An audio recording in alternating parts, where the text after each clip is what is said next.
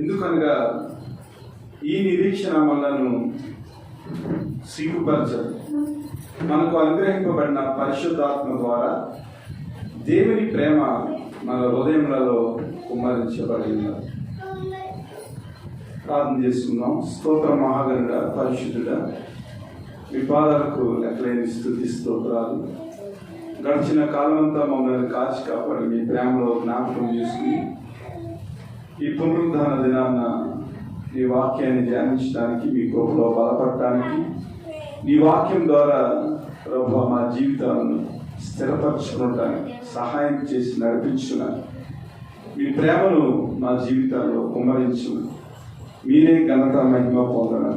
ఈ మనవులన్నీ మా ప్రభువైన యేసుక్రీస్తు నామమున అడిగి వేడుకుంటున్నాము పరమ తండ్రి. ఆమేన్. ఈరోజు మన పాఠం పేరు ఏమిటంటే నిరీక్షణ మనలను సిగ్గుపరచు. నిరీక్షణ మనలను సిగ్గుపరచు. ఈ మాటను ఇంకా తేలిగ్గా మనం ఆలోచన చేస్తే, ఆశాభావము మనకు ఆశాభంగము చేయలేదు. అనగా క్రీస్తులో ఉన్న ఆ నిరీక్షణ ఏంటో మనకు అర్థమైతే మన జీవితాల్లో ఏది కూడా నిరుత్సాహము ఉండదన్నమాట. బైబిల్ యొక్క సారాంశాన్ని 3 మాటల్లో మనం పూరించినట్లయితే, కొరింథీయులకు రాసిన పత్రిక 13వ అధ్యాయం 13వ వచనంలో ఇలా రాయబడి ఉంటారు. మొదటి కొరింథీ, విశ్వాసము, నిరీక్షణ, ప్రేమ, ఈ 3 నిలిచిన. అనగా బైబిల్ని 3 అంశాలుగా మనం డివైడ్ చేసినట్లయితే, మొదటి అంశము విశ్వాసము, రెండవ అంశము నిరీక్షణ, మూడవది ప్రేమ. ఈ 3 మన జీవితంలో నిలుస్తాయి, క్రీస్తులో మనను పెంపొందిస్తాయి. దీన్ని మనం సులువుగా ఆలోచన చేస్తే ఏంటంటే, ఒక నాణెము మొత్తము ప్రేమ అనుకుంటే, ఆ ప్రేమకు ఒకవైపు విశ్వాసము, మరొక వైపు నిరీక్షణ. మొత్తం కాయిన్ అంతా ప్రేమ అనుకుంటే, ఒకవైపు దేవుని యొక్క విశ్వాసము, మరొక వైపు నిరీక్షణ. ఇలాగా బైబిల్ని మనం 3 రకాలుగా ఆలోచన చేయవచ్చు. అయితే నిరీక్షణ గురించి ఈరోజు మనం నేర్చుకుంటున్నాం. ఈ నిరీక్షణ మనలను సిగ్గుపరచదు. ఏదైతే మనం క్రీస్తును నమ్ముకున్నామో, ఏదైతే మనం క్రీస్తుని ఎరిగి ఉన్నామో, ఏదైతే క్రీస్తునందు మనం విశ్వాసం ఉంచామో, ఏదైతే క్రీస్తు యొక్క ప్రేమ మన జీవితంలో అందించబడిందో, తద్వారా వచ్చిన నిరీక్షణ మనను సిగ్గుపరచకుండా, మన జీవితాల్లో ఆశాభంగం లేకుండా చేస్తుంది.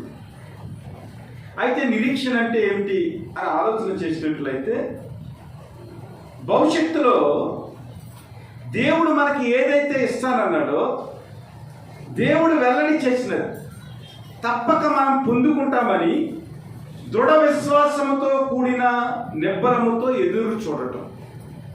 అంటే ప్రభు నాకు ఒక విషయాన్ని నాకు వాగ్దానం చేశాడు. వాగ్దానం చేయబడిన ప్రభు యొక్క వాక్కు ఏదైతే ఉందో, దాని కొరకు దృఢ విశ్వాసముతో, నిబ్బరముతో, ఏ విధమైన సంకోచం లేకుండా ఎదురు చూడటము నిరీక్షణ. కాబట్టి మన జీవితంలో నిరీక్షణ అనేది మనలను సిగ్గుపరచు. ఈ లోకపరంగా మనం ఆలోచన చేసినట్లయితే, అనేక విషయాల గురించి దేవుని దగ్గర మనం నిరీక్షణతో కనిపెట్టి ప్రార్థన చేస్తూ ఉంటాం. మన జీవితాల్లో సమస్యలు వస్తూ ఉంటాయి, మన జీవితాల్లో ఆర్థిక ఇబ్బందులు వస్తూ ఉంటాయి, మన జీవితాల్లో అనారోగ్యం వస్తూ ఉంటుంది, మన జీవితాల్లో అనేక రకాల విషమ పరిస్థితులు, లేదా మనం హ్యాండిల్ చేయలేము, మనము దాన్ని ఏ విధముగాను కూడా మన యొక్క శక్తి చేత దాన్ని నిర్వర్తించలేని పరిస్థితి. అలాంటి పరిస్థితుల్లో ప్రభువైన యేసు మీద మనం నిరీక్షణ ఉంచినప్పుడు ఈ లోకపరమైన విషయాల్లో కూడా మనం నిరుత్సాహము పొందకుండా దేవుడు సహాయం చేస్తాడు.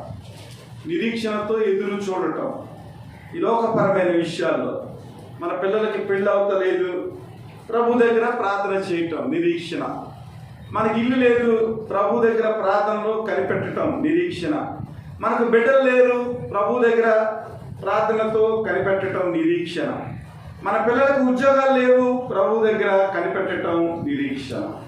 ఇలాగే ఈ లోకపరమైన విషయాలలో కూడా దేవుని దగ్గర మనం కనిపెట్టినప్పుడు దేవుడు సహాయం చేసేవాడిగా ఉన్నాడు. మన పిల్లల మనస్తత్వంలో మార్పు రావాలని, వారు అభివృద్ధి పొందాలని, ఇలాగ అనేక విషయాల్లో మనం ఏం చేస్తామంటే దేవుని దగ్గర కనిపెడతా ఉంటాం.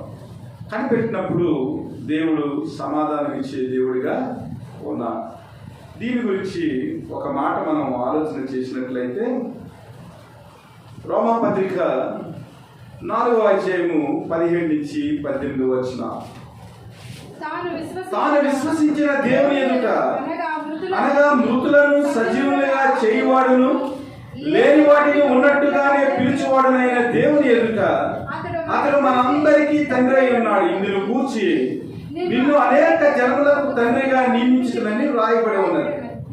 నీ సంతానం ఎలా ఉండునని చెప్పిన దాన్ని బట్టి తాను అనేక జన్మలకు తండ్రి అయినట్లు నిరీక్షణకు ఆధారము లేనప్పుడు అతడు నిరీక్షణ కలిగి నమ్మెను. దేవుని స్తోత్రం.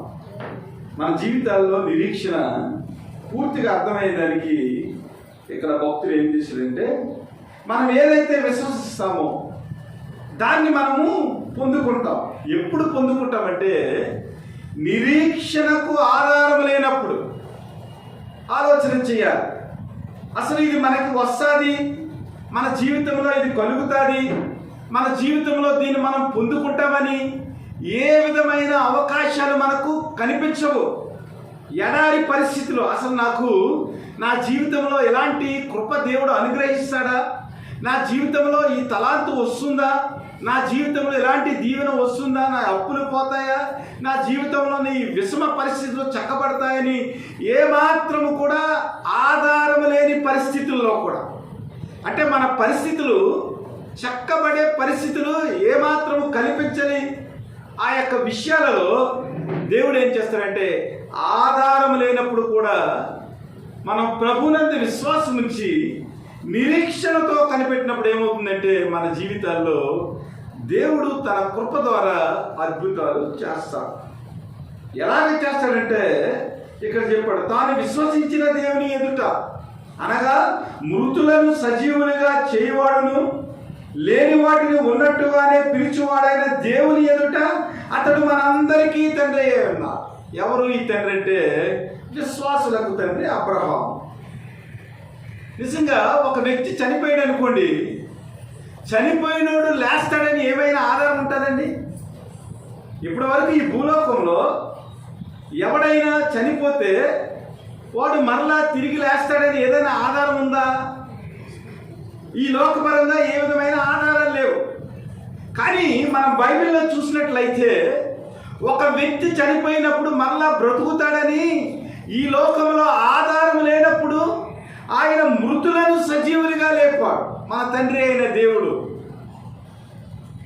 ఆధారం లేనప్పుడు కూడా మనం విశ్వసించినప్పుడు, దేవుని యొక్క వాగ్దానం కొరకు కనిపెట్టినప్పుడు, నిరీక్షించినప్పుడు ఏమవుతుందంటే దేవుడు మన జీవితంలో ఏ విధమైన ఆధారం లేని పరిస్థితుల్లో మనకేం చేస్తాడంటే తన యొక్క ప్రేమ చొప్పున సమస్తాన్ని సృజించిన దేవుడు సహాయం చేసి మనం దేని కొరకైతే కనిపెడుతున్నామో ఆ అద్భుతాన్ని మన జీవితంలో ఆయన కలిగిస్తాడు. ఎలాగ కలిగిస్తాడంటే లేని వాటిని ఉన్నట్టుగానే పిలుచువాడైనా. ఇది మనం అర్థం చేసుకోవాలి. నిరీక్షణలో ఉన్న ఒక గొప్ప సందేశం ఏమిటంటే లేని వాటిని ఉన్నట్టుగానే పిలిచేవాడు దేవుడు. మన జీవితంలో ఏ విధమైన వసతులు లేవండి, మన జీవితంలో ఏ విధమైన సౌకర్యాలు లేవండి, కానీ మనం ప్రార్థన చేస్తున్నాం, దేవుని యొక్క వాగ్దానాన్ని ఎత్తుపట్టి దేవుని పాదాల చెంత కన్నీరు కారుస్తున్నాం. అసలు వచ్చే అవకాశం లేదు, కానీ దేవుడు ఏం చేస్తాడంటే లేని వాటిని ఉన్నట్టుగానే పిలిచినప్పుడు ఏమవుతుందంటే లేనివి కూడా ఉన్నట్టుగా మన జీవితంలో ఆయన 100కి 100 చేసి, ఆయన క్రియేటర్ అండి, ఆయన సృష్టికర్త. ఒకవేళ లేకపోయినా మనం ఏదైనా కోరిక కోరితే అది ఉన్నట్టుగానే ఆయన పిలుస్తాడు. పిలిచినప్పుడు ఏమవుతుందంటే మన జీవితంలో ఆ అద్భుతాన్ని మనము చూడగలుగుతాం. మృతులను సజీవులుగా లేపువాడు. 4 రోజులైంది లాజరు చనిపోయి, ప్రభు వచ్చి సమాధి దగ్గరికి వచ్చి బిగ్గరగా పిలిచినప్పుడు చనిపోయిన లాజరు లేచాడు.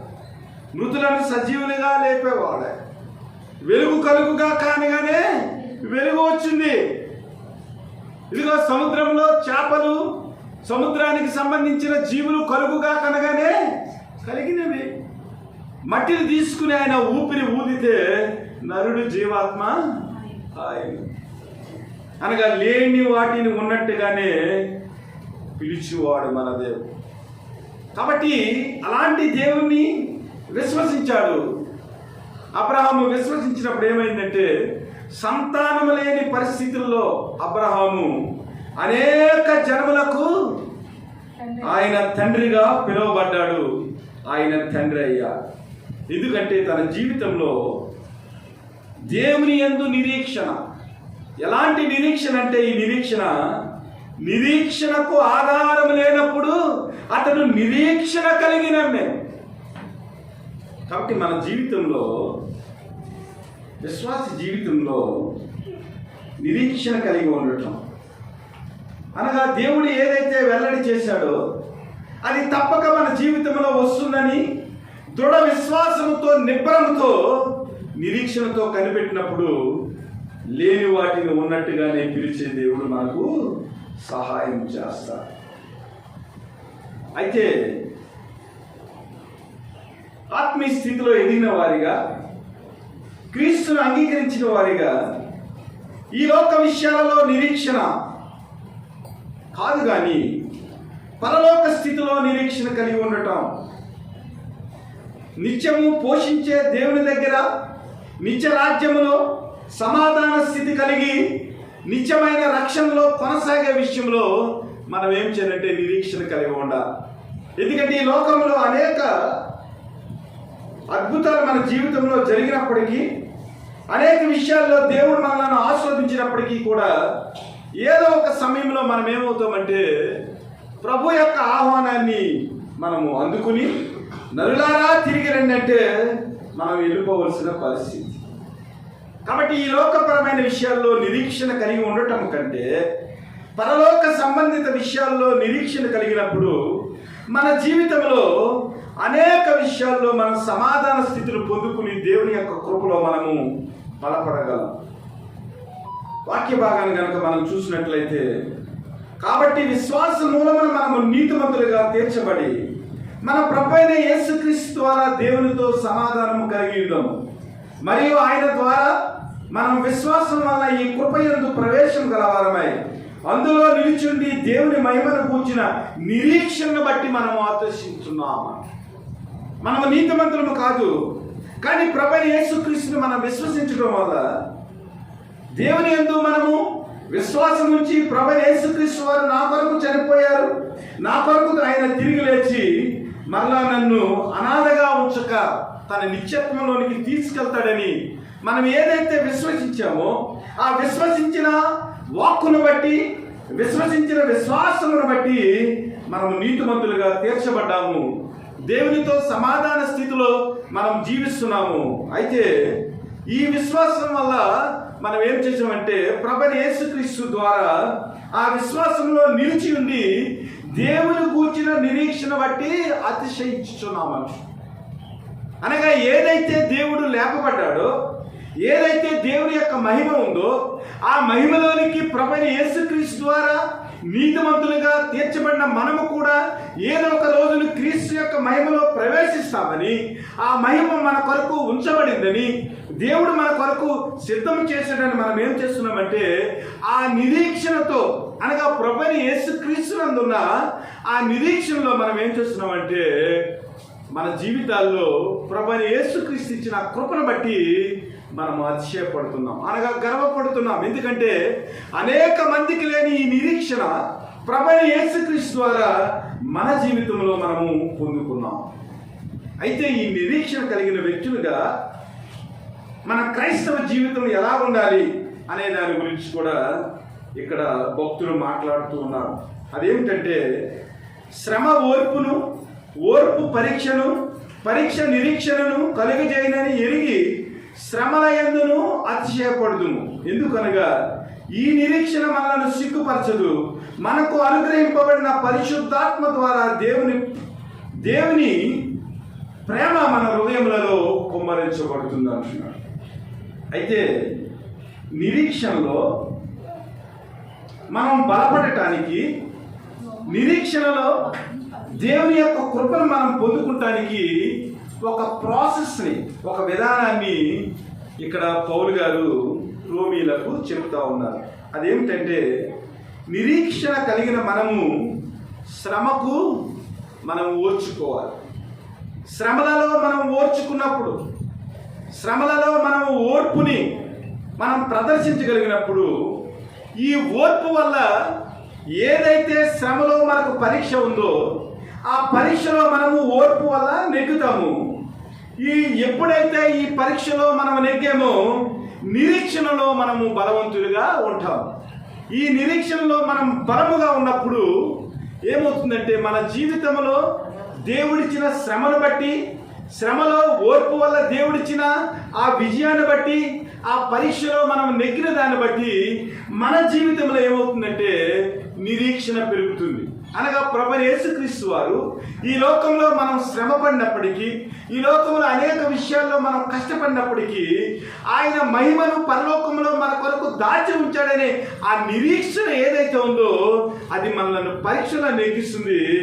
మొదట ఏం చేస్తుందంటే ఆ నిరీక్షణ మనల్ని సిగ్గుపరచనీయకుండా పరిశుద్ధాత్మ దేవుడు మన జీవితంలో దేవుని యొక్క ప్రేమను ఏదైతే ఒలకబోసాడో, పరిశుద్ధాత్మ దేవుని ద్వారా యేసుక్రీస్తు అనే ఆ కుమారుని ద్వారా మన జీవితంలో ఏదైతే పరలోకము ఆయన దాచి ఉంచాడో ఆ దాచి ఉంచిన పరలోక ప్రవేశంలో మనము వెళ్ళాలంటే ఈ పరీక్షల గుండా ఓర్పు కలిగి శ్రమల యందు మన విజయులుగా ఉన్నప్పుడు మనం ఏమవుతామంటే ఆ నిరీక్షణలో ఉన్న ఫలాన్ని అందుకునేదానికి మన జీవితాల్లో మనం నేర్చుకుంటాం. కాబట్టి క్రైస్తవ జీవితంలో శ్రమలు వచ్చినప్పుడు మనం ఏ విధంగానూ కూడా భయపడటానికి వీల్లేదు. ఓర్చుకుంటూ ఉండాలి. ఓర్చుకుంటూ ఉన్నప్పుడే మనం పరీక్షలో నెగ్గుతాం. ఈ పరీక్షలో నెగ్గినప్పుడు ఏమవుతుందంటే మన జీవితాలలో దేవుని యొక్క స్వభావం ఏర్పడుతుంది. మన జీవితాల్లో శ్రమ లేకుండా, మన జీవితాల్లో ఓర్పు లేకుండా, మన జీవితాల్లో పరీక్షలు లేకుండా, దేవుని కొరకు మనం కనిపెట్టకుండా మన జీవితంలో దేవ స్వభావము రాదు. ఇప్పుడు దేవుణ్ణి మనం మహిమపరచాలంటే శ్రమలు లేకుండా మనం ఎలాగ మహిమపరుస్తాం? యోబు జీవితాన్ని గురించి ఆలోచన చేసినట్లయితే, ఇదిగో యోబు ఈ లోకంలో ఉన్నవారందరికంటే కూడా నీతిమంతుడు, ఇదిగో యోబు గురించి నేను సాక్ష్యం ఇస్తున్నానని పరలోకంలో సాతానుతో దేవుడు వాగ్వివాదం చేస్తున్నాడు. వాగ్వివాదం చేసినప్పుడు ఏమైందంటే సాతాను ప్రభు దగ్గర ఒక ప్రశ్న వేశాడు. ఇదిగో యోబు మంచి పరిస్థితులు ఉన్నాయి, యోబుకి ధనం ఉంది, యోబుకి ఇల్లు ఉన్నాయి, యోబుకి తన జీవితంలో అనేక పశు సంపదలు కలిగి బహు ధనవంతులుగా ఉన్నాడు, కాబట్టి అన్ని సౌకర్యాలు ఉన్నాయి, కాబట్టి యోబు నిన్ను స్తుతిస్తున్నాడు, ఆరాధిస్తున్నాడు. ఒకవేళ యోబు దగ్గర నుంచి కనుక నీవు ఈ సౌకర్యాలన్నీ తీసేసావనుకో యోబు నిన్ను అసహించుకుంటాడని సాతాను అన్నాడు. అప్పుడు ప్రభు అయిన దేవుడు ఏమన్నాడంటే, ఇదిగో యోబుకి ఇచ్చిన సర్వ సంపదలు కూడా నేను తీసివేస్తున్నాను, అయితే యోబు యొక్క ప్రాణం మీద నీకు అధికారం ఇవ్వలేదు, కానీ నీ ఇష్టం వచ్చినట్లు యోబుని నీవు పరీక్షించానప్పుడు ఏం చేశాడంటే సాతాను అనేక పరీక్షలు పెట్టాడు. తన బిడ్డలను చంపేశాడు, పశు సంపదను తీసేసుకున్నాడు. ఆఖరికి అలాంటి పరిస్థితుల్లో కూడా యోబు ఒక మాట ఉన్నాడు, ఇదిగో యెహోవా ఇచ్చాను, యెహోవా తీసుకున్నాను. మరలా వచ్చాడు సాతాను. వచ్చినప్పుడు మరలా దేవుని దగ్గర ఓడిపోయినట్లుగా మనం చూస్తాం. ఆఖరికి యోబు యొక్క శరీరాన్ని కూడా సాతాను వదలలేదు. శరీరం అంతా పాడైపోయింది. ఆ కురుపులు వచ్చేసినప్పుడు కుక్కలు నాకినవి, అలాగే చిలాపెంకులతో ఆ శరీరాన్ని అతను అనేక రకాలుగా ఓదార్చుకున్నట్లుగా మనం చూస్తూ ఉంటాం. అయినప్పటికీ కూడా యోబు యొక్క జీవితంలో శ్రమ వచ్చినప్పటికీ అతను ఓర్చుకుని ప్రభు పెట్టిన పరీక్షలో నెగ్గి దేవుని కొరకు నిరీక్షించి ఆఖరికి ఏమయ్యాడంటే దేవుని యొక్క స్వభావంలోనికి మార్చబడ్డాడు. ఇది నిరీక్షణలో ఉన్న గొప్ప ఫలితం ఏమిటంటే, మన జీవితంలో నిరీక్షణ ప్రాక్టీస్ చేసేవారిగా శ్రమలు వచ్చినప్పుడు మన జీవితంలో ఓర్చుకున్నాం అనుకోండి, ఆ పరీక్షలో నెగ్గామనుకోండి, ఆ పరీక్షల ద్వారా, శ్రమ ద్వారా, ఆ బాధల ద్వారా మనలో ఏమవుతుందంటే దేవుని యొక్క స్వభావము, దేవుని యొక్క ఆదరణ మన జీవితంలో చూడగలుగుతాం. అసలు నీకు అవసరం లేకుండా ప్రభు యొక్క ప్రేమ నీకు ఏం తెలుస్తుంది? నీ జీవితంలో అనారోగ్యం వచ్చింది అనుకోండి, యేసుక్రీస్తు రక్తాన్ని బట్టి స్వస్థత వస్తే ఆ స్వస్థతను బట్టి దేవుని యొక్క ప్రేమ ఏమిటో నీకు అర్థమవుతుంది. నీ జీవితంలో ఇల్లు లేదు, దేవుడు ఇల్లు ఇచ్చాడు అనుకోండి, దేవుని ప్రేమ ఏమిటో అర్థమవుతుంది. నీ జీవితంలో సుఖం లేదు, శాంతి లేదు, నీ కుటుంబాన్ని బట్టి నీవు అనేక రకాలుగా నీవు హింసించబడుతున్నావు, దేవుడు నీ కుటుంబంలో శాంతి సమాధానాన్ని ఇచ్చినప్పుడు దేవుని ప్రేమ ఏమిటో నీకు అర్థమవుతుంది. అనగా మన జీవితంలో శ్రమలు బాధలు లేకుండా మన జీవితంలో ఏమాత్రం కూడా దేవుని యొక్క ప్రేమను పొందుకోలేము. కాబట్టి నిరీక్షణతో ఎదురు చూసే విషయాల్లో ఇన్ని అంశాలు దాగి ఉన్నవని మనము జ్ఞాపకం చేసుకోవాలి. రోమాపత్రిక 15వ అధ్యాయం 4వ వచనం ఒకసారి చూడండి. యాలైనగా ఓర్పు వలనను లేఖనముల వలని ఆదరణ వలనను మనకు నిరీక్షణ కలుగుటకై పూర్వమందు రాయబడినవన్నీ మనకు బోధ కలుగు నిమిత్తము రాయబడి ఉన్నవి. మన జీవితంలో నిరీక్షణ కలగటానికి యోబు చరిత్రను రాశాడు. ఓర్పు వలనను లేఖనముల వలనను ఆదరణ మనకు కలగటానికి నిరీక్షణ కలుగుటకే పూర్వమందు రాయబడినవన్నీ మనకు బోధ కలుగు నిమిత్తము రాయబడి ఉన్నవి. ధనవంతుడు లాజరు కథ ఎందుకు రాయబడి ఉంది లేఖనాల్లో? యోబు కథ ఎందుకు రాయబడి ఉందంటే, మన జీవితాల్లో శ్రమలు వచ్చినప్పుడు, మన జీవితాల్లో బాధలు వచ్చినప్పుడు దేవుని యొక్క వాక్కు చేత మనం ఎలాగ ఆదరణ పొందుతామో, దేవుని వాక్కులో మనం బలపడి దేవుని కొరకు ఎలాగ నిరీక్షిస్తామో మనకు తెలియాలని దేవుడు ఏం చేశాడంటే, లేఖనములలో నిరీక్షణ గురించి ఆయన ఏం చేశాడంటే యోబు చరిత్రను, ధనవంతుడైన లాజరు చరిత్రను, అనేక మంది భక్తుల చరిత్రలను ఆయన మనకు ఆదరణ కొరకు నిరీక్షణలో మనం బలవంతులుగా ఉండేదానికి ఆయన రాసి ఉంచాడని మనం జ్ఞాపకం చేసుకోవాలి. పేతురు రాసిన 2వ పత్రిక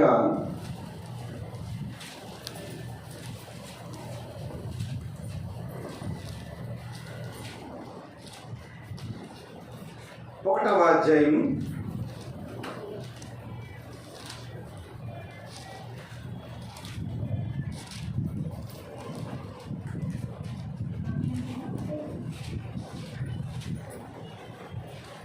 4 నుంచి చదవండి. ఆ మహిమ గుణాతిశయములను బట్టి ఆయన మనకు అమూల్యమును అత్యధికములైన వాగ్దానములను అనుగ్రహించి ఉన్నాడు.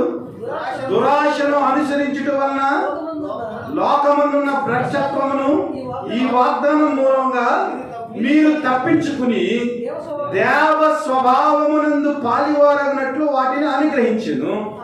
ఈ హేతువ చేత మీ మట్టుకు మీరు పూర్ణ జాగ్రత్త గలవారై మీ విశ్వాసమునందు సద్గుణమును, సద్గుణమందు జ్ఞానమును, జ్ఞానమందు ఆశా నిగ్రహమును, ఆశా నిగ్రహమందు సహనమును, సహనమునందు భక్తిని, భక్తి యందు సహోదర ప్రేమను, సహోదర ప్రేమ యందు దయను అమర్చుకునుడి. ఇవి మీకు కలిగి విస్తరించిన ఎడల మన ప్రభు అయిన యేసుక్రీస్తును గూర్చిన అనుభవ విషయంలో మిమ్మును సామాన్యులైనను నిష్ప్రయోజనులైనను కాకుండా మన జీవితంలో ఎందుకు శ్రమలు వస్తాయి, ఎందుకు పరీక్షలు వస్తాయంటే పేతురు గారు ఇక్కడ ఏం చెప్తున్నాడంటే, మనమందరము కూడా ఈ శ్రమలు వచ్చినప్పుడు, బాధలు వచ్చినప్పుడు దేవుని యొక్క దేవ స్వభావంలో పాలిభాగస్వాములం అవుతాం. శ్రమల్లో మనకి పరీక్షల్లో నెగ్గి అలవాటు లేదనుకోండి. ఒక వ్యక్తి కబడ్డీ ఆడుతున్నాడంట, చాలా బాగా ఆడతాడంట. ఆడుతూ ఉంటుంటే గ్రౌండ్లో దెబ్బ తగిలిందంట, ఓర్చుకోలేక బయటికి వెళ్ళిపోయాడు. కప్పు వస్తుందా? దెబ్బ తగిలినా కూడా ఆ దెబ్బ మీద కట్టుకుని లేదా ఏదో స్ప్రే చేసుకుని నిలకడ వరకు ఆడితే ఆ ఆటలో ఉన్న విజయాన్ని బట్టి మన జీవితంలో ఏమొస్తుంది? బహుమతి వస్తుంది. క్రైస్తవమైన వారు మనం కూడా మన జీవితంలో శ్రమలు లేవనుకోండి, మనకు ఓర్పు లేదనుకోండి, శాంతి లేదనుకోండి, జ్ఞానం లేదనుకోండి, ఆశా నిగ్రహం లేదనుకోండి, సహోదర ప్రేమ లేదు, దయ లేదు, భక్తి లేదు, ఏమీ లేదనుకోండి, మన జీవితంలో ఏమవుతుందంటే దేవుని యొక్క ప్రేమను పొందుకోలేక, దేవుని యొక్క ఆ అనుభవ జ్ఞానం మన జీవితంలో లేక ఏమవుతుందంటే మనం సోమరులుగాను నిష్ప్రయోజులుగాను ఈ లోకంలో మిగిలిపోతాం. యోబు గారి గురించి మనం ఎందుకు చెప్పుకుంటున్నామండి? యెహోవా ఇచ్చెను, యెహోవా తీసుకొనెను. ఇదిగో దేవుడు మేలు అనుగ్రహించినప్పుడే మేలును అనుగ్రహిస్తామా? మనం అనుభవిస్తామా? ఆయన శ్రమలు అనుభవించినప్పుడు మనం అనుభవించడానికి తగమా అన్నాడు.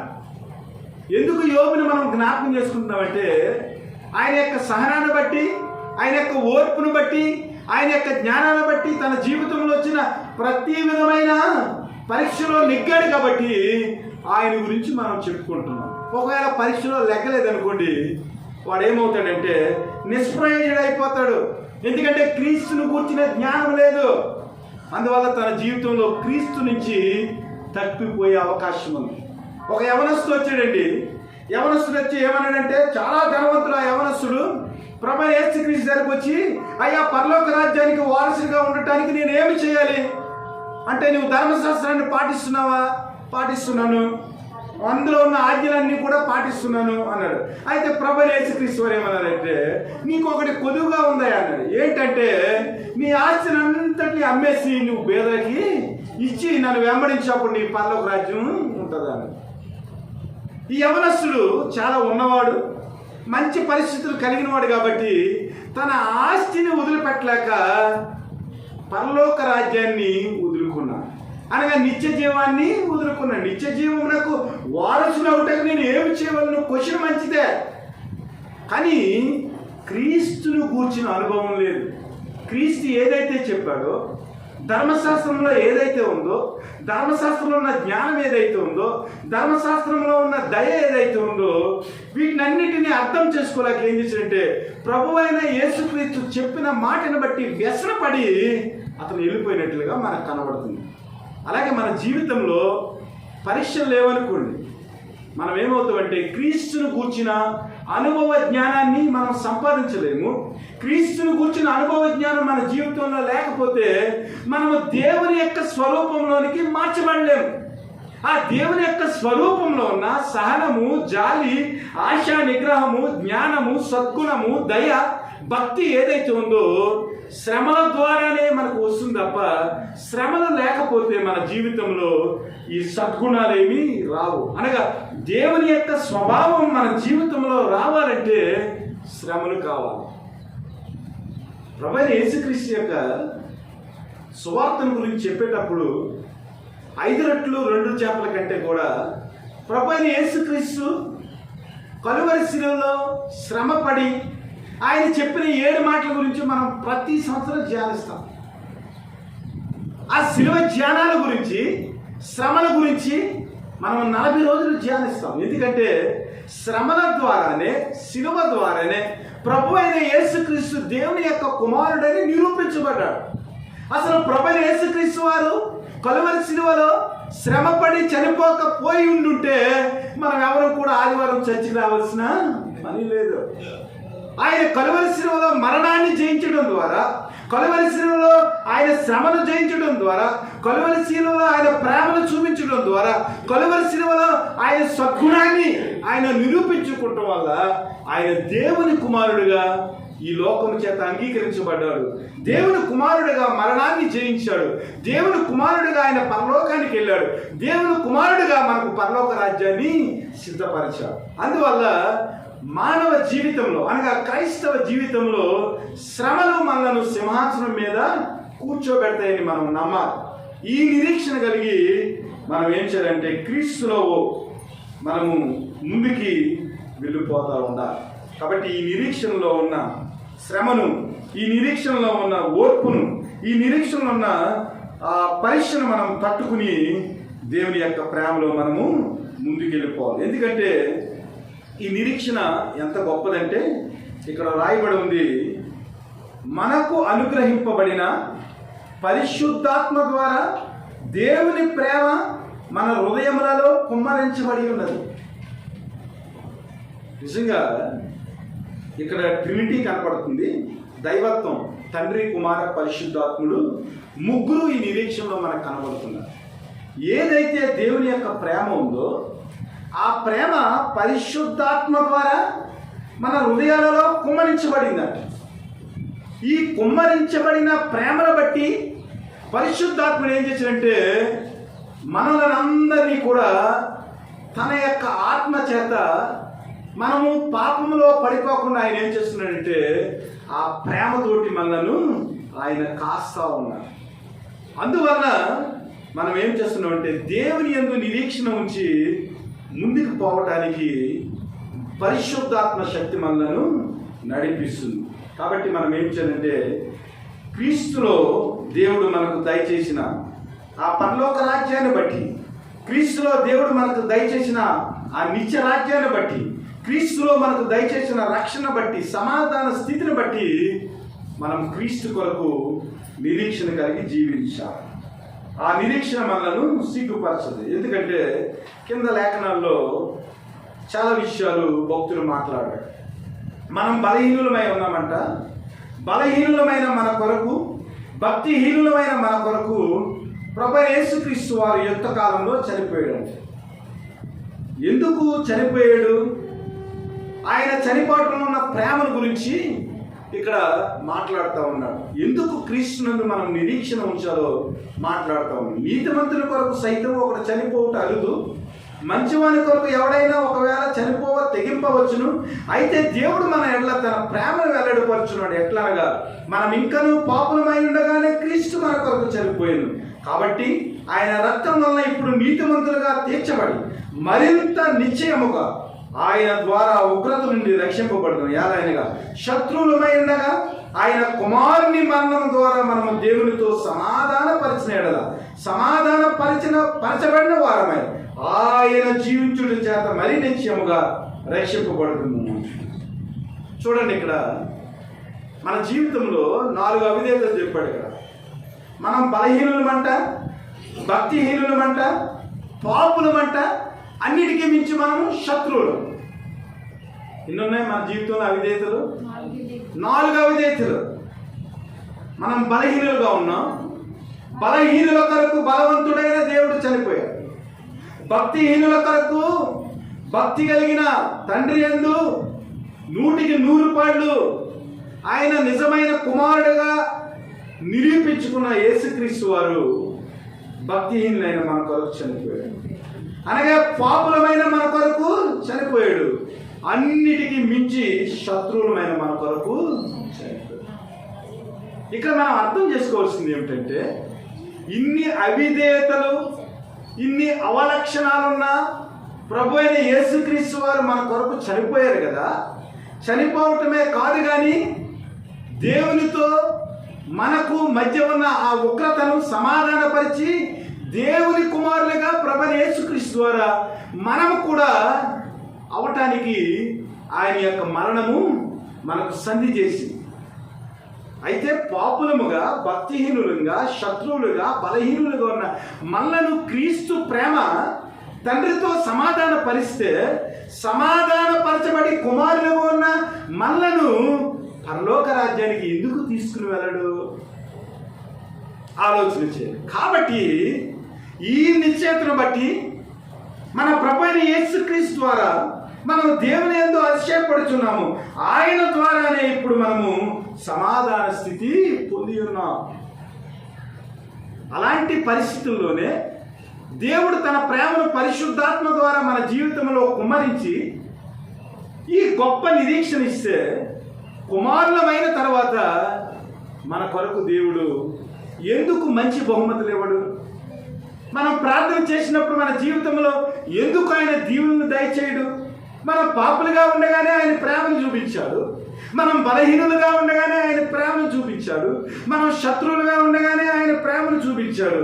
అన్నిటికీ మించి మనం భక్తిహీనులుగా ఉండగానే కలువరి శిలువలో తన మరణం ద్వారా ఆయన ప్రేమను చూపించిన దేవుడు ప్రభు యొక్క వాగ్దానాలను ఎత్తిపట్టి ఆయన సన్నిధిలో మనం ప్రార్థన చేసినప్పుడు,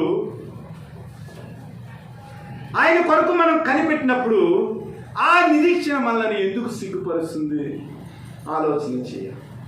మన జీవితంలో ఎందుకు ఓడిపోతున్నామంటే క్రీస్తు యొక్క వాగ్దానాల మీద మనకు నిరీక్షణ లేదు.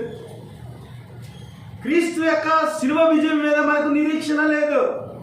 ఆ క్రీస్తు మనకు దయచేసే మహిమ ప్రభావం మీద మనకు నిరీక్షణ లేదు. కాబట్టి ఈ లోకపరమైన విషయాల్లో మనం ఏమవుతున్నామంటే నిరీక్షణ లేని ప్రజల వలె దుఃఖపడతా ఉన్నాం. నిరీక్షణ లేని ప్రజల వలె శ్రమ పడుతున్నాం. నిరీక్షణ లేని ప్రజల వలె మనం ఏం చేస్తున్నామంటే ఏడుస్తూ ఉన్నాం.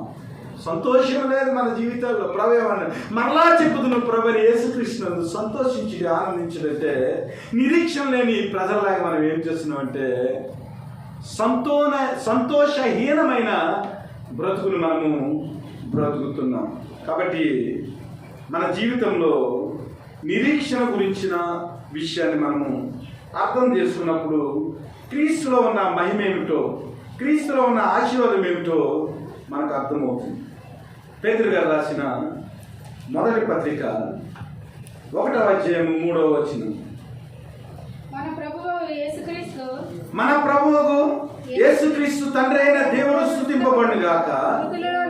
మృతుల్లో నుండి యేసుక్రీస్తు తిరిగి లేచుట వలన జీవముతో కూడిన నిరీక్షణ మనకు కలుగునట్లు, అనగా అక్షయమైనదియు నిర్మలమైనదియు వాడబారదునైన స్వాస్యము మనకు కలిగినట్లు ఆయన తన విశేష కనికరము చొప్పున మనలను మరలా జన్మింపజేసిన దేవుని స్తోత్రం. ఈ నిరీక్షణ ఏంటంట? జీవముతో కూడిన నిరీక్షణ. ఈ నిరీక్షణలో ఉన్న గొప్పతనం ఏమిటంటే జీవముంది. ఎలాగ జీవం వచ్చిందంటే యేసుక్రీస్తు మృతుల్లో నుండి తిరిగి లేచుట వలన జీవముతో కూడిన నిరీక్షణ. ఒకవేళ ప్రభు యేసుక్రీస్తు వారు చనిపోయి ఆయన మరలా మృత్యును జయించకుండా ఆయన లేపబడక ఉండకపోయినట్లయితే ఈ నిరీక్షణలో జీవం లేదు. కానీ మనం ఏదైతే నిరీక్షిస్తున్నామో, ఏదైతే దేవుడు మనకు మహిమ ప్రకాశాన్ని దాచి ఉంచాడో, ఏదైతే సమాధాన స్థితిని దాచి ఉంచాడో, ఏదైతే రక్షణను దాచి ఉంచాడో, ఆ రక్షణలో ఏముందంటే, ఆ నిరీక్షణలో ఏముందంటే జీవం ఉంది. ఆ జీవం ఎలాంటిదంటే అక్షయమైనది. ఎప్పటికీ కూడా ఈ నిరీక్షణ ఎప్పటికీ కూడా అది ఓడిపోదు. అక్షయము ఎప్పుడు కూడా నిలిచే ఉంటుంది, తరిగిపోనిది, అన్నిటికీ మించి నిర్మలమైనది, అన్నిటికీ మించి ఎప్పటికీ కూడా అది వాడబారని స్వాస్యముగా మనము దేవుని యొక్క ప్రేమలో ఆ నిరీక్షణ వల్ల ప్రభుని యేసుక్రీస్తుని మనము పొందుకున్నాం. ఈ లోకంలో అనేక నిరీక్షణలు ఉంటాయి. ఈ నిరీక్షణలన్నీ కొన్నాళ్ళకి వాడిపోతాయి, కొన్నాళ్ళకి రాలిపోతాయి, కొన్నాళ్ళకి తరిగిపోతాయి. ఇప్పుడు బంగారం ఉందనుకోండి, బంగారం కూడా కొన్నాళ్ళు వాడితే ఏమవుతుంది? 1 గ్రాము తరిగిపోతుంది. బాగా సన్నంగా ఉన్న బంగారం తీగ అనుకోండి, కొన్నాళ్ళకి తెగిపోతుంది పిల్లలకి పెట్టినప్పుడు. కానీ యేసుక్రీస్తులో ఉన్న ఆ నిరీక్షణలో ఉన్న ఈ 3 గుణాలను మనము అర్థం చేసుకోవాలి. ఎప్పటికీ కూడా అది వాడబారినది, అన్నిటికీ మించి నిర్మలమైనది, ఎప్పటికీ కూడా తరిగిపోయినది. కాబట్టి అలాంటి నిరీక్షణ ప్రభువైన యేసుక్రీస్తు మన జీవితాల్లో తన విశేష కనికరం చొప్పున మనకి అనుగ్రహించాడు. కాబట్టి మనం ఏమవుతున్నామంటే మరలా దేవునిలో నిరీక్షణ ఉంచటం వల్ల ఆయనలో మరలా మనం జన్మించే స్థితిలోని, అనగా ఈ లోకంలో రక్షణ ద్వారా మనం తిరిగి జన్మించడమే కాకుండా మృతి చెందిన తర్వాత ప్రభువైన యేసుక్రీస్తు యొక్క ఆ విశేష కనికరం చెప్పున మరలా వాడబారని స్వాస్యమైన పరలోక రాజ్యంలో, నిర్మలమైన స్వాస్యమైన పరలోక రాజ్యంలో, ఎప్పటికీ నిలిచి ఉండే క్షేమమని ఆ పరలోక రాజ్యంలో జీవముతో కూడిన నిరీక్షణ వలన మనం దేవుని యొక్క ప్రేమను పొందుకుంటూ ఉంటాం. ఇంకా చూసినట్లయితే హెబ్రీ పత్రిక ఒకసారి చూడండి, 6వ అధ్యాయం 18వ వచనం. నిత్యమైనదని ఆ వాగ్దానములకు వారసులైన వారికి మరి నిశ్చయముగా కనపరచవలెనని 6:18 7:18 ఆ ధర్మశాస్త్రము దేనికి సంపూర్ణ సిద్ధి కలుగజేయలేదు కనుక ముందీబడిన ఆజ్ఞ బలహీనమైనందున నిష్ప్రయోజనమైనందున అది నివారణ చేయబడి ఉన్నది. అంతకంటే శ్రేష్టమైన నిరీక్షణ దాని వెంట ప్రవేశపెట్టబడెను. దీని ద్వారా దేవుని దగ్గరకు మనము చేరుచున్నాం. ఇది ఏ నిరీక్షణ? శ్రేష్టమైన నిరీక్షణ. ఎంత శ్రేష్టమైన నిరీక్షణ అంటే, ఇశ్రాయేలుకి దేవుడు ధర్మశాస్త్రం ఇచ్చాడండి. దేవుడు ఎందుకు ధర్మశాస్త్రం ఇచ్చాడంటే, ఆ ధర్మశాస్త్రంలో ఉన్న ఆజ్ఞలను వారు పాటించి ఏ విధమైన శ్రమ లేకుండా, బాధ లేకుండా వారు సౌకర్యవంతంగా జీవించేదానికి ధర్మశాస్త్రాన్ని ఇచ్చారు. అయితే ధర్మశాస్త్రంలో ఒక విధిని కూడా పెట్టాడు. ఎవడైతే ధర్మశాస్త్రం ప్రకారము నడుచుకోలేదో వాడు ధర్మశాస్త్రం కింద ఉన్న ఆ శాసనం చెప్పిన వాడు శిక్ష అనుభవించాలి. ఇలాగ చూసినట్లయితే ధర్మశాస్త్రము వారి జీవము కొరకు ఇవ్వబడింది. కానీ ధర్మశాస్త్రంలో ఉన్న ఆ ఆజ్ఞలను వారు పాటించలేకపోవటం వల్ల ఆ ధర్మశాస్త్రం వారికి ఊరైపోయి, ఇది మనం అర్థం చేసుకోవాలి. ధర్మశాస్త్రము జ్ఞానపూర్వకమైనది, ధర్మశాస్త్రము చాలా మంచిది, అది జీవము కొరకే ఇవ్వబడింది. కానీ ధర్మశాస్త్రంలోని ఆజ్ఞలను పాటించకపోవటం వల్ల వారి జీవితాల్లో ఏమైందంటే ధర్మశాస్త్రము వారికి ఆశీర్వాదానికి బదులు శాపం తీసుకొచ్చింది. వారు పాటించకపోవటం వల్ల ఆ ధర్మశాస్త్రంలో ఉన్న ఆజ్ఞను బట్టి వారి జీవితంలో మరణం వచ్చింది.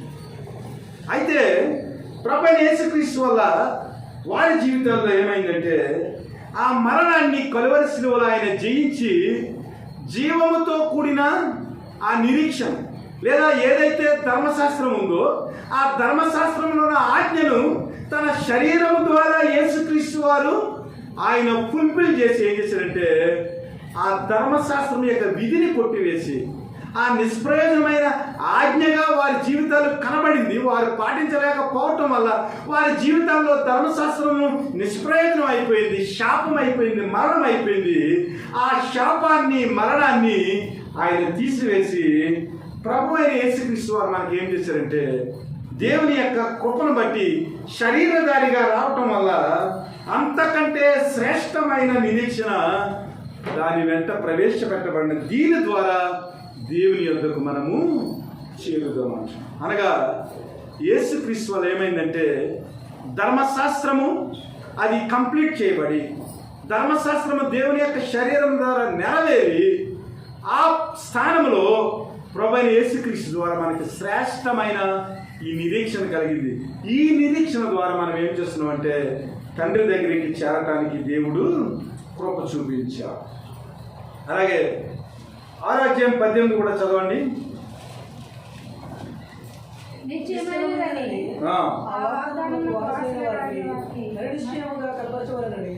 మరి నిత్యముగా కనపరచవలనని ఉద్దేశించిన వాడై తాను అబద్ధమాడజాలని నిశ్చలమైన 2 సంగతులను బట్టి మన ఎదుట ఉంచబడిన నిరీక్షణను చేపట్టుటకు శరణాగతులమైన మనకు బలమైన ధైర్యము కలుగునట్లు ప్రమాణము చేసి వాగ్దానమును దృఢపరిచింది.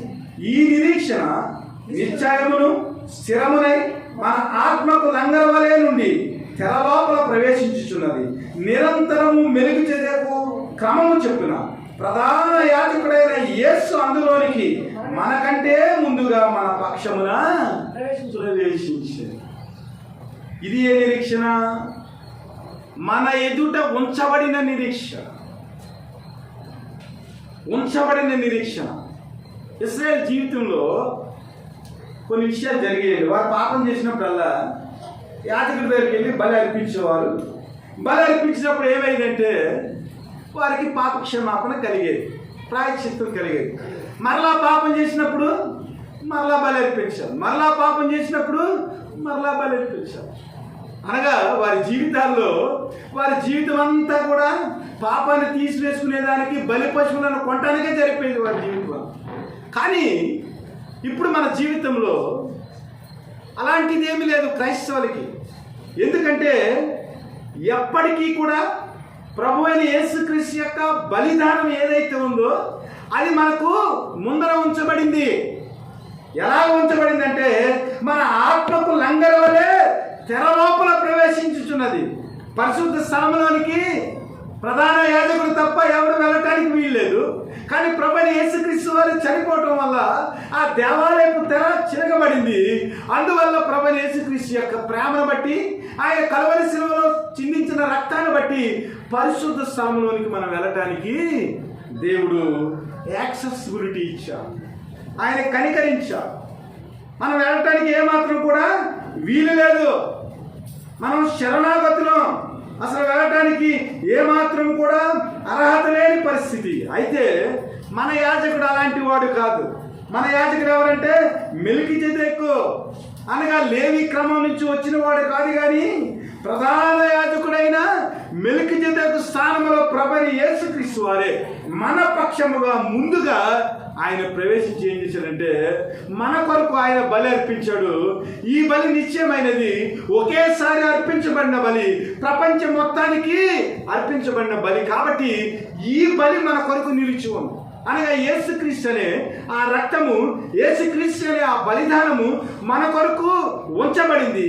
ఉంచబడిన ఆ నిరీక్షణ బట్టి మనం ఏం చేస్తున్నాం అంటే అతి పరిశుద్ధ స్థలంలోనికి మనం వెళ్ళటానికి ఆయన ద్వారా దేవుని యొక్క ఆత్మను పొందుకుని దేవుని యొక్క సన్నిధిలోనికి మనం స్వేచ్ఛగా ప్రయాణించేదానికి యేసుక్రీస్తు ద్వారా, ఈ ఉంచబడిన నిరీక్షణ ద్వారా క్రీస్తులో ఉన్న ప్రేమను మనము పొందుకోగలుగుతున్నాం.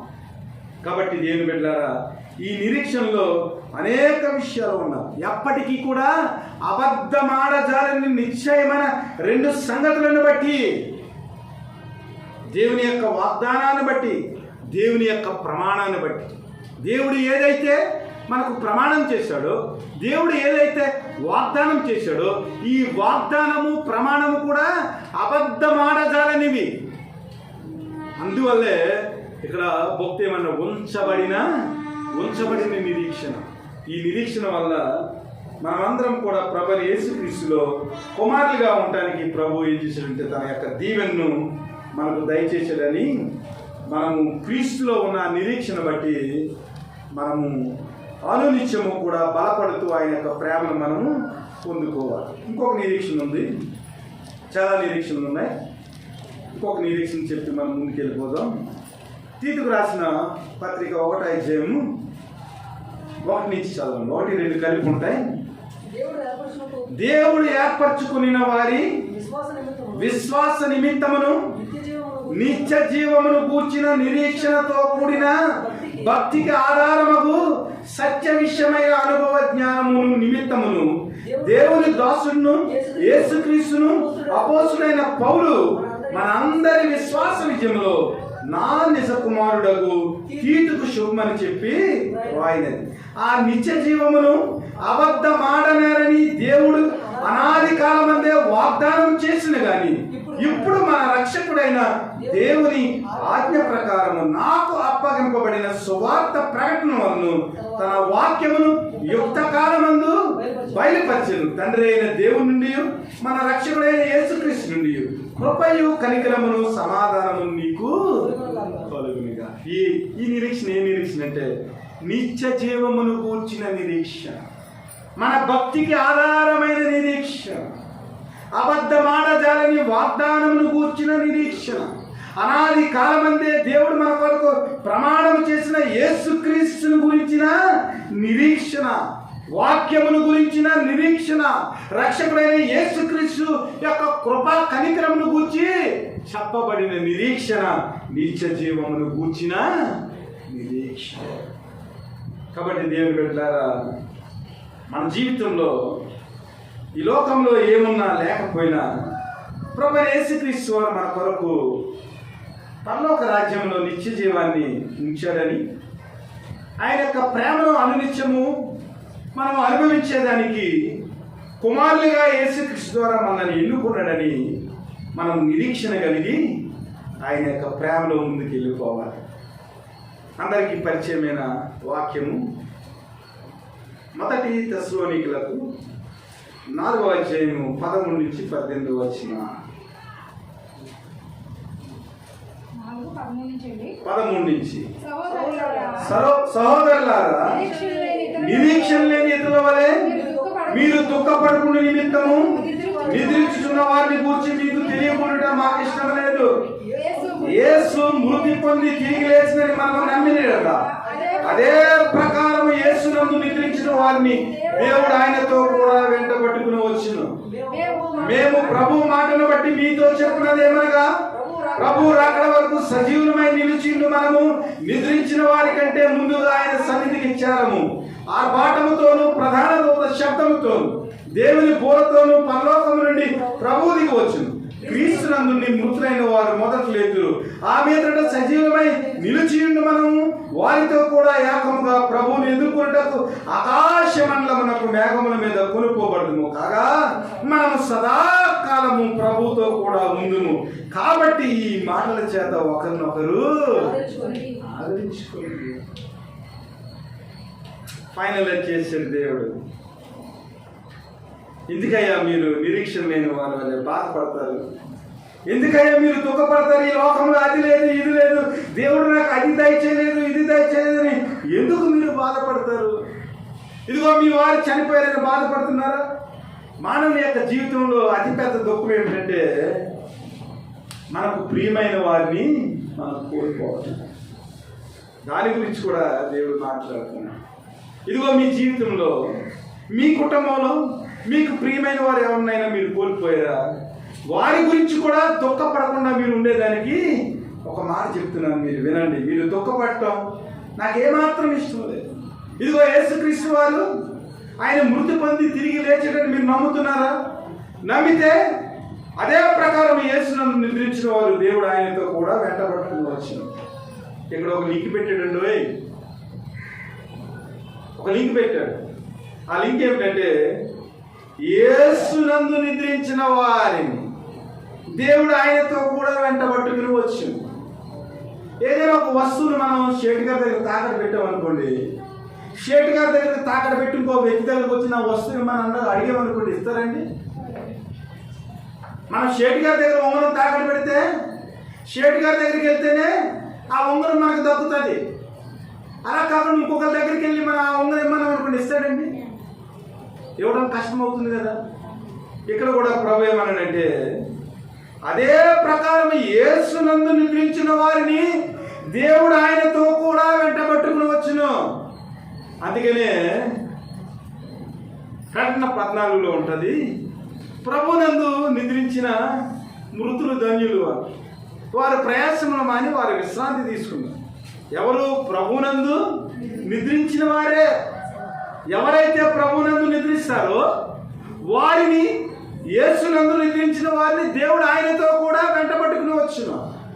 ఎవరిని పడితే వాళ్ళని ఆయన వెంటబట్టుకుని రాడు, ఆయనకు పని లేదు. మేము ప్రభు మాటను బట్టి మీతో చెప్తున్నది ఏమనగా, ప్రభు రాకడ వరకు సజీవమై నిలిచి ఉండి మనం నిద్రించిన వారి కంటే ముందు ఆయన సన్నిధికి చేరము. ఆర్భాటముతోను ప్రధాన దూతల శబ్దముతోను దేవుని బోరతోను పరలోకము నుండి ప్రభు దిగి వచ్చును. క్రీస్తునందు మృతులైన వారు మొదట లేతురు. ఆ మీదట సజీవమై నిలిచిండు మనము వారితో కూడా ఏకముగా ప్రభువుని ఎదుర్కొంటకు ఆకాశ మండలంలో వేగల మీద కోల్పడబడుతుంది. కాగా మనము సదాకాలము ప్రభువుతో కూడా ఉందుము. ఇది నిరీక్షణ. సదాకాలము కూడా మనం ఏం చేస్తామంట? ప్రభుతో ఉంటామంట. అంతకన్నా గొప్ప ధన్యత ఏముంటుంది? ఈ లోకంలో చాలా విషయాల్లో మనము నిజమైన పరలోక సంబంధమైన నిత్యత్వాన్ని కూర్చిన నిరీక్షణ, జీవముతో కూడిన నిరీక్షణ, మన ముందు ఉంచబడిన నిరీక్షణ, శ్రేష్టమైన నిరీక్షణ, నిత్య జీవముతో కూడిన నిరీక్షణ ఏమిటంటే మనము సదాకాలము ప్రభువుతో కూడా ఉందుము. కాబట్టి మీరు ఈ మాటల చేత ఒకరినొకడు ఆదరణ పొందుతున్నాడు. ఎవరినైనా ఆదరించాలంటే ఈ మాటలతో ఆదరించాలి. ఆ కబుర్లు ఈ కబుర్లు, అమ్మ వాళ్ళకి అలాగే జరిగిందమ్మా, నీకు ఇలాగే జరిగిందమ్మా, వాళ్ళకి అలాగే జరిగింది కాబట్టి నీకు జరిగిందని చెప్పడం. అది మీరు ఎవరినన్నా ఆదరించాలంటే దేవుని లేఖనాలను బట్టి ఆదరించండి. ఇదిగో శ్రమలలో పౌలు ఆదరించబడ్డాడు, శ్రమల్లో యోబు ఆదరించబడ్డాడు, శ్రమల్లో దానియేలు ఆదరించబడ్డాడు, శ్రమల్లో యోసేపు ఆదరించబడ్డాడు, శ్రమల్లో క్రైస్తవులందరూ ఆదరించబడుతున్నారు. కాబట్టి ఒకరినొకరు ఈ మాటల చేత ప్రభువైన యేసుక్రీస్తు మనం సదాకాలము జీవిస్తామనే ఆ నిశ్చయతను బట్టి, క్రీస్తు ఇచ్చిన ఆ నిరీక్షణ బట్టి ఒకరినొకరు మనం ఏం చేయాలా? ఆదరించుకోవాలి. అంతేగాని ఈ లోకపరమైన కల్లిబొల్లి మాటలతో ఆదరించుకుంటే మన జీవితంలో ఏ విధమైన ఆదరణ కలగదు. నిత్య జీవాన్ని కూర్చిన మాటలు, పరలోకాన్ని కూర్చిన మాటలు, జీవాన్ని కూర్చిన మాటలు, దేవుని యొక్క ప్రేమను కూర్చిన మాటలు మన జీవితంలో గొప్ప నిరీక్షణను, ఆదరణను కలుగు చేస్తాయని మనము నమ్మాలి. రోమాపత్రిక 8వ అధ్యాయం 24 నుంచి 25. ఏలయనగా మనము నిరీక్షణ కలిగిన వారమై రక్షింపబడితిమి. నిరీక్షింపబడినది కనబడినప్పుడు నిరీక్షణతో పని ఉండదు. తాను చూచుచున్న దాని కొరకు ఎవడు నిరీక్షించును? మనము చూడని దాని కొరకు నిరీక్షించిన యెడల ఓపికతో దాని కొరకు కనిపెడు. దేవుడు మనం అనుకున్న ప్రార్థన విన్నాడండి. విన్న తర్వాత దేవుడు మనకు బహుమతి ఇచ్చేసాడు.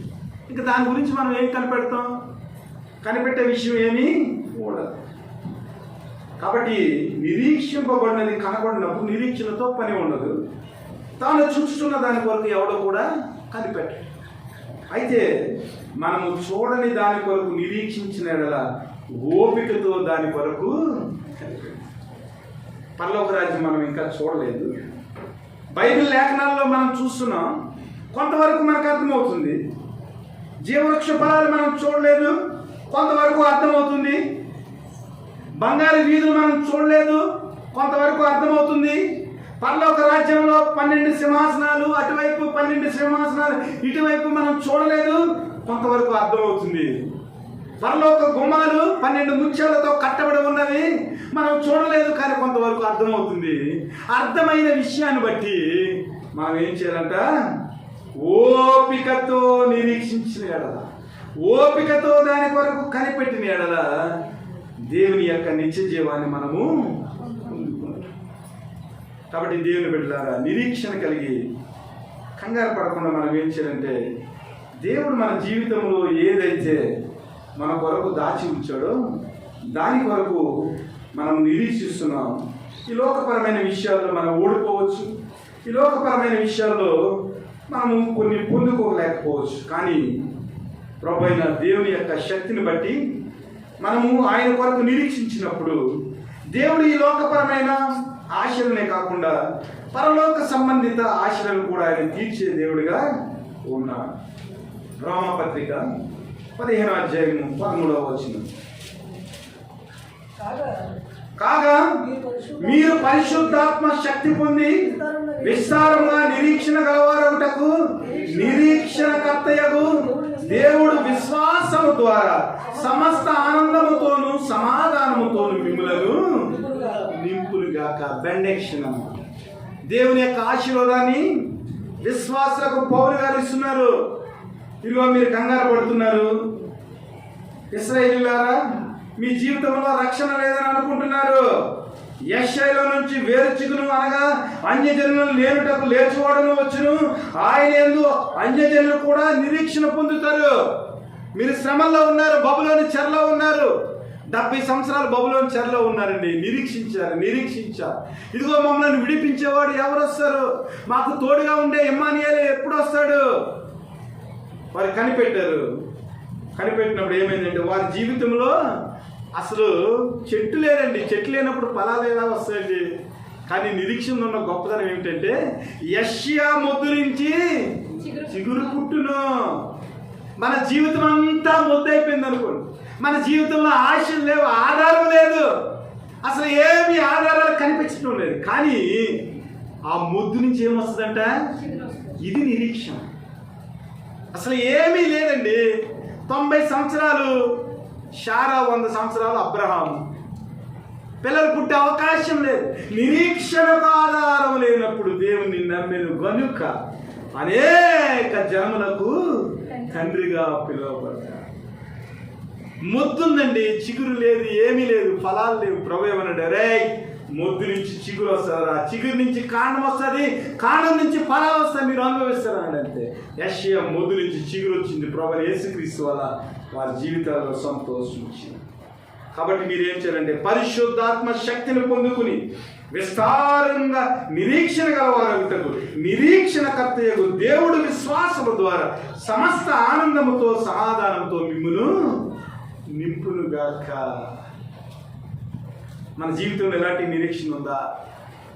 పరిశుద్ధాత్మను పొందుకుని మనం ఏం చేయాలంటే ప్రభువు యేసుక్రీస్తు మన కొరకు దాచి ఉంచిన సిద్ధపరిచిన ఆ ఆశీర్వాదాలు మనం పొందుకుంటానికి ఏం చేయాలంటే పరిశుద్ధాత్మను పొంది నిరీక్షణకర్తయగు దేవుని యందు మన విశ్వాసం ఉంచి మన జీవితంలో ఏమి లేకపోయినా మనం ఎలా ఉండాలంట? సమస్త ఆనందముతోనూ సమాధానముతోనూ మిమ్మల్ని నింపునిగా. ఏమీ లేనప్పుడు కూడా దేవుడు ఏం చేస్తాడంట? సమస్త ఆనందముతోనూ సమాధానంతో దేవుడు నింపుతాడండి. ఇది నిరీక్షణ. ఎలాగవుతుంది పని అంటే నీవు నిరీక్షణ కలిగి దేవుని యందు విశ్వాసం ఉంచితే అయిపోతుందండి. హెబ్రీయులకు రాసిన పత్రిక 10వ అధ్యాయం 23వ వచనం.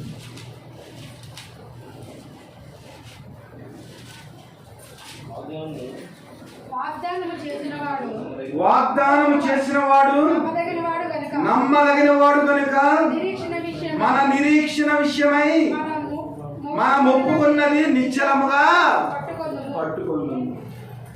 వాగ్దానం చేసిన వాడు ఎవరండి? నమ్మదగిన దేవుడు. మనము నమ్మకము లేకపోయినప్పటికీ ఆయన నమ్మదగిన దేవుడుగా ఉంది. Faithful God. మనకు వాగ్దానం చేసిన వారు ఎవరు? నీకు ఇస్తానని చెప్పిన వాడు ఎవడు? నమ్మదగిన దేవుడు.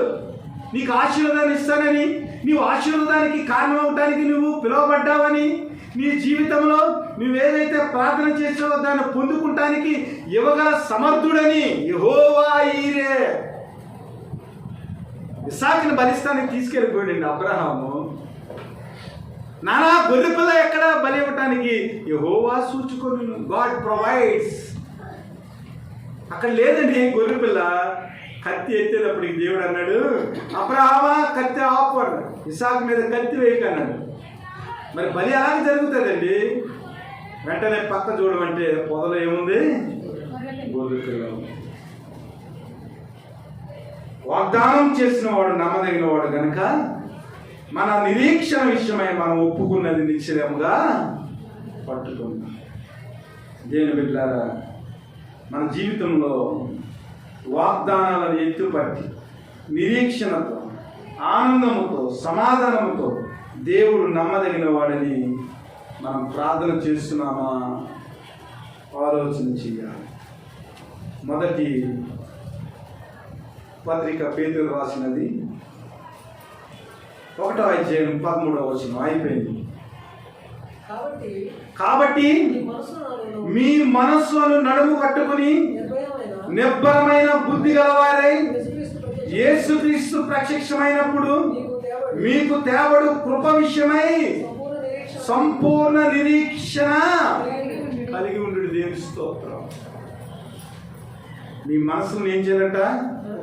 కట్టుకోవాలి. మనస్సు అనే నడుములను ఏం చేయాలా? కట్టుకోవాలి. ఎందుకంటే మానవుని యొక్క హృదయము చాలా చంచలమైన హృదయం, ఘోరమైన వ్యాధి కలదంటారు హృదయం గురించి. కాబట్టి మన మనసు ఏమవుతుందంటే, జ్వరం తగ్గకపోతే 10 రోజులైనా తాయెత్తుల దగ్గరికి వెళ్ళిపోవడం. సంచలమైన మనసు. దేవుడు కార్యం చేయకపోతే, అనుకున్నది ఇవ్వకపోతే అప్పుకి వెళ్ళిపోతుంది ఈ మనస్సు. దేవుడు ఎప్పుడు చేస్తాడు? టైం వచ్చేసింది. గొర్రెపిల్ల లేదండి. ఇస్సాకు మీద కత్తెత్తినప్పుడు గొర్రెపిల్ల వచ్చింది. లేని వాటినే ఉన్నట్టుగా పిలిచింది దేవుడు. నిరీక్షణ ఇది.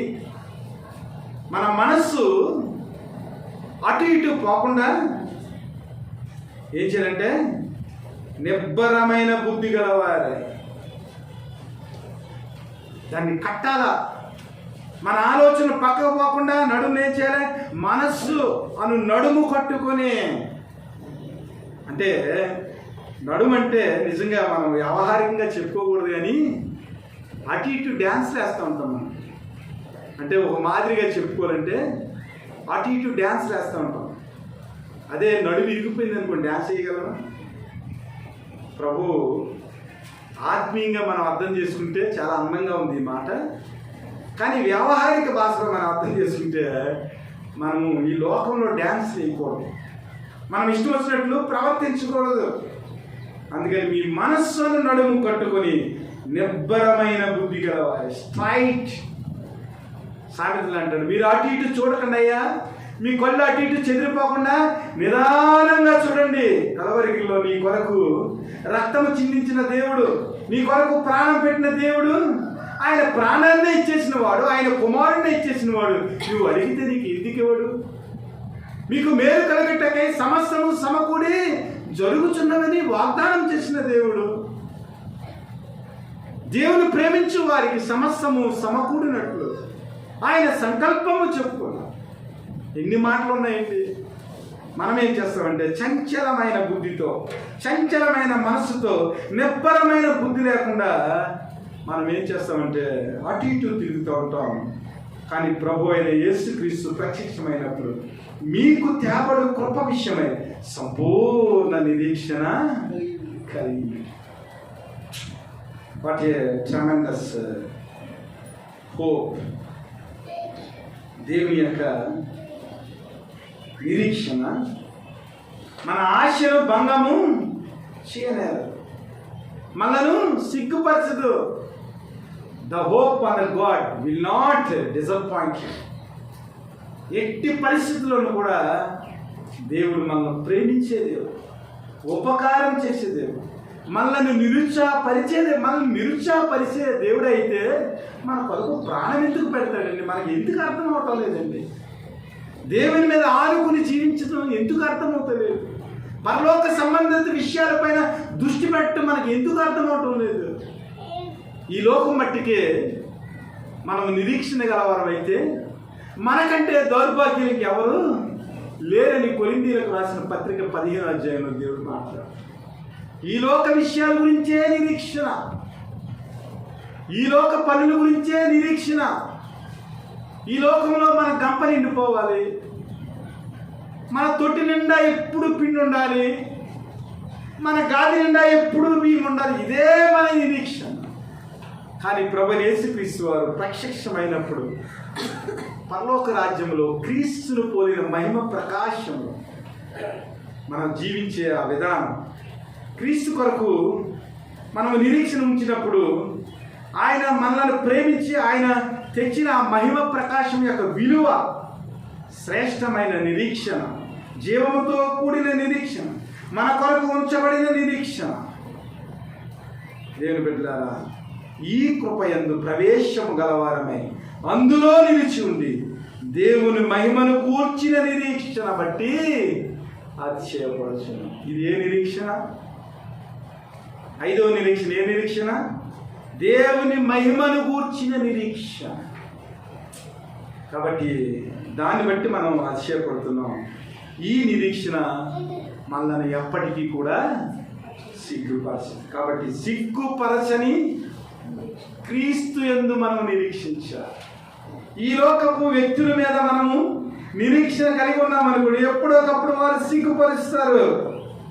నీకు అది చేశాను, ఇది చేశాను, నీ కొరకు ఇంత చేశాను, అంత చేశానని ఏం చేస్తారంటే ఎప్పుడో ఒకప్పుడు సిగ్గుపరుస్తూ ఉంటారు. కానీ క్రీస్తు యందు మనము నిరీక్షణ ఉంచితే, క్రీస్తు యందు మనము గురి ఉంచితే ఆయన ఏం చేస్తారంటే పరుగు పందెంలో మనల్ని నిలవబెట్టి తన యొక్క ప్రేమ ద్వారా, ఆయనలో మనం పొందుకున్న ఆ దేవ స్వభావము ద్వారా ఆ శ్రమలలో ఉన్న శిలును అనుభవించటానికి ఆయన కృప మనలను ఆయన మహిమ ప్రవేశంలోనికి ప్రవేశపెడుతుంది. కాబట్టి దేవుని బిడ్డలారా, జీవముతో కూడిన నిరీక్షణ, ఉంచబడిన నిరీక్షణ, శ్రేష్టమైన నిరీక్షణ, నిత్య జీవమును గూర్చిన నిరీక్షణ, అలాగే మహిమను గూర్చిన నిరీక్షణ మన జీవితాలకు కృపను తెచ్చిపెడుతుంది. అట్టి కృప దేవుడు మనకు దయచేసి ఆయన నిరీక్షణలో నిలిచి ఉండే ఆ ప్రేమను మన జీవితాల్లో ఆయన కుమ్మరించిన దాకా ఆమేన్. అందరికీ దైవాశీస్సులు.